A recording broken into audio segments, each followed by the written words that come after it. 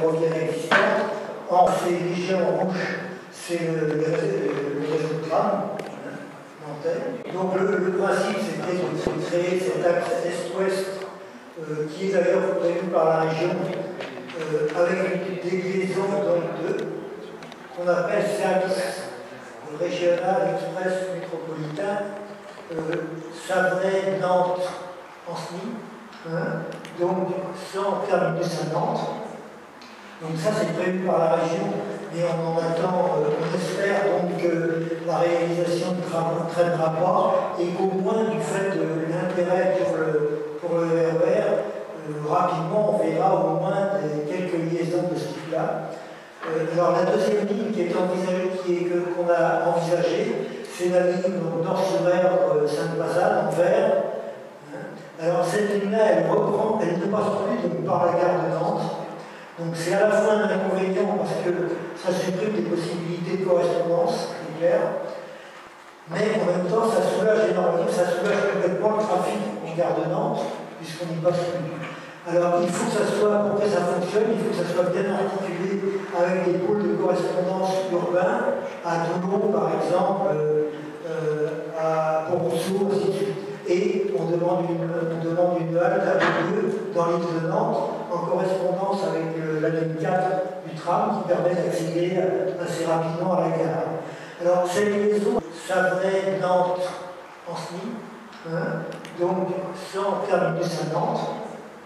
Donc ça c'est prévu par la région, mais on en attend, on espère donc que la réalisation ne traînera pas et qu'au moins du fait de l'intérêt pour le RER, rapidement on verra au moins quelques liaisons de ce type-là. Alors la deuxième ligne qui est envisagée, qu'on a envisagée, c'est la ligne nord-sur-Erdre Sainte-Pazanne en vert. Alors cette ligne-là, elle ne passe plus donc, par la gare de Nantes. Donc c'est à la fois un inconvénient parce que ça supprime des possibilités de correspondance, c'est clair. Mais en même temps, ça soulage énormément, ça soulage complètement le trafic en gare de Nantes, puisqu'on n'y passe plus.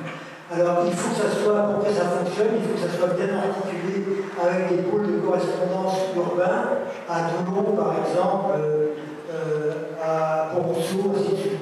Et on demande une halte à Beaulieu, dans l'île de Nantes, en correspondance avec la ligne 4 du tram, qui permet d'accéder assez rapidement à la gare. Alors cette liaison avait déjà été envisagée en 1995. Elle devait démarrer, mais à ce moment-là, l'État a bloqué les choses en demandant une étude d'impact. Et puis est arrivé, je crois aussi, après le projet de déplacement de l'aéroport, et on s'est dit, il y avait d'autres priorités, bon, c'était pas le moment de faire la ligne et de desservir l'aéroport de Nantes-Atlantique. Mais cette liaison-là, l'emprise existe, l'emprise pour raccorder Nord-sur-Erdre, à Luchère, Toulon et Pont-Rousseau existe par l'île de Nantes. Donc il faut réactiver une voie ferrée.